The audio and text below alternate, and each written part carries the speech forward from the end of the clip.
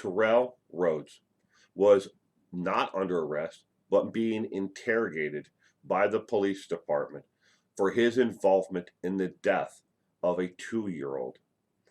While there being detained, not under arrest, but and talking to the police and telling them what he knew of the actual events, he quickly changed his story from not knowing anything about the actual events to an outright 100% confession to actually being the person who took this 2-year-old's life.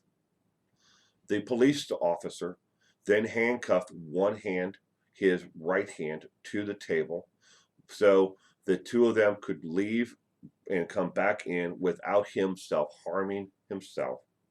They sat back down and they continued to talk with Terrell Rhodes again. At that time, Terrell started mumbling to himself at first and then a little bit louder, "I can't go back. I can't go back," meaning not going back to prison. While he was there, he stood up, got up on the actual chair from one side of the table, and lunged over and grabbed the service revolver from the other officer on the other side of the table. A fight ensued to get the gun back from Terrell Rhodes. And yes, they did have to use physical restraint to get the gun from him, asking him nicely for the gun and saying, "Pretty, pretty, please, will you give us back the gun?" Wasn't going to work, nor did they have the time to. The social justice warriors out there of America and around the world took this video and without it, the complete context of the video, took this video and blew it up all over the internet, calling for police reform and arrests for both of the officers without actually seeing the whole video, and especially this part we're about to play, the ending, where he lunged and took the officer's gun.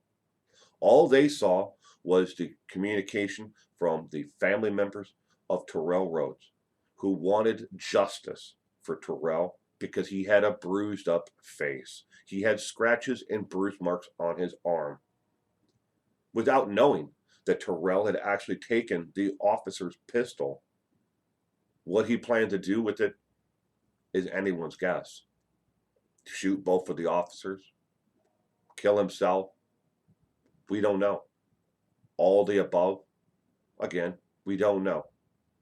But there's time for action, and then there's time to sit back and wait. In this case, the officers had to act right then and there. Physical restraint was required to retrieve the pistol from Terrell. Let's watch it.